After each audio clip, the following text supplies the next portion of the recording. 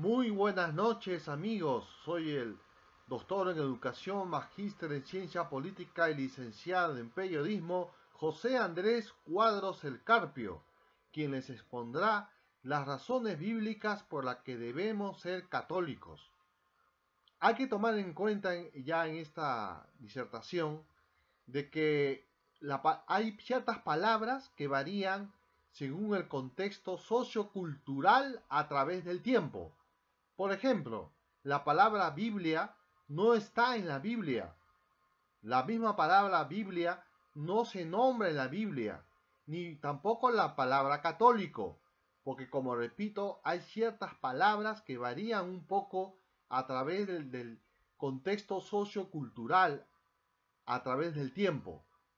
Por eso que la palabra Biblia ni católico están en la Biblia. Ahora bien, católico viene de la palabra griega que significa universal. Por eso que Jesús mandó que predicaran sus apóstoles y discípulos a todas las naciones. Por eso se llama la Iglesia Católica, que es la Iglesia universal. Ahora bien, en la Biblia también se habla que es malo tener o dividir, mejor dicho, que es malo dividir al cristianismo en pequeñas iglesias que no se ponen de acuerdo en su doctrina. En cambio, Jesucristo piensa que sus discípulos, apóstoles y toda su única iglesia que fundó sí deben estar unidos siempre. Por ello Jesucristo dijo en el Evangelio de Juan, capítulo 17, versículo 20-21, lo siguiente, hablándole a Dios Padre, que todos sean uno como tú, Padre, estás en mí y yo en ti. Sean también ellos uno en nosotros. Así el mundo creerá que tú me has enviado. Por eso no está bien que haya tantas iglesias pequeñas que no se ponen de acuerdo en su doctrina y dividen, como dice el dicho, dividir para reinar. Y eso lo quiere el mal, ¿no? De que todos los cristianos estemos separados, divididos, eso está mal. Además, se dice que es más apropiado ser célibe o no casarse para quien entregan su vida a Dios.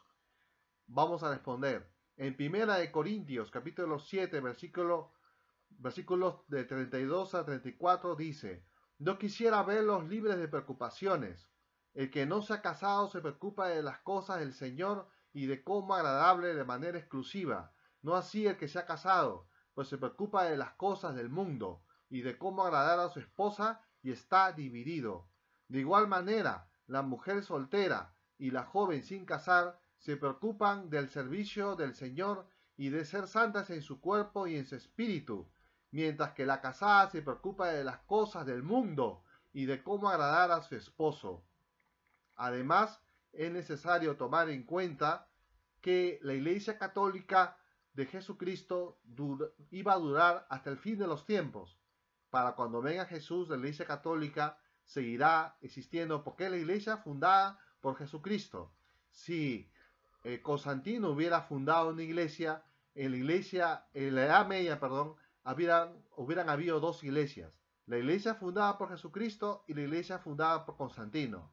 Sin embargo, Constantino nunca fundó una iglesia y la única iglesia que ha perdurado es la iglesia de Jesucristo, que es la iglesia católica, porque en la Edad Media solamente existía la iglesia católica, sobre todo al comienzo de la Edad Media.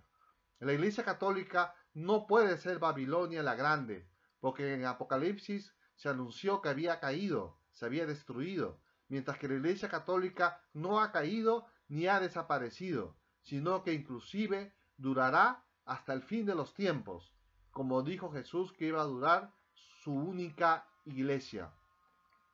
Además, ya para terminar, vamos a dar diferencias entre adorar y honrar, que es una cosa que se nos critica a los católicos. Las citas bíblicas. En el Evangelio de Mateo, capítulo 4, versículo 10, dice adorar solo a Dios. En Josué, capítulo 5, versículo del 13 al 15, dice honra al ángel en el Antiguo Testamento. En Tobías, capítulo 12, versículo 15 y 16, también dice honra al ángel. En Segunda de Reyes, capítulo 4, versículo 27, dice el honor de una persona a otra. Ya en el Nuevo Testamento, en el Evangelio de Lucas, capítulo 1, versículo 28, se da homenaje a la Virgen María. Por eso está bien homenajear a la Virgen María, como se hace en el Santo Rosario. En Hechos de los Apóstoles, capítulo 8, versículo 30-31, se dice que la interpretación de la Biblia debe ser por alguien que entienda la Escritura no libremente. Y finalmente, está bien que la Iglesia Católica tenga riqueza al servicio de Jesús. Sí, también Judas quiso hacer esa crítica y por ello Judas es criticado en la Biblia. En el Evangelio de Juan, capítulo 12, versículo 4 al 7, Judas Iscariote, uno de sus discípulos que lo iba a entregar, dijo: ¿por qué no se vendió este perfume en 300 denarios para dárselo a los pobres? Dijo esto, prosigue la Biblia, no porque estaba interesado en los pobres, sino porque era ladrón y como estaba encargado de la bolsa común, robaba lo que se ponía en ella. Jesús le respondió: déjala. María Magdalena, se refiere a ella, tenía reservado ese perfume para el día de mi sepultura. Además, cabe resaltar que hay que estudiar la Biblia para responder y saber todas estas citas bíblicas. Hay que leer y saber.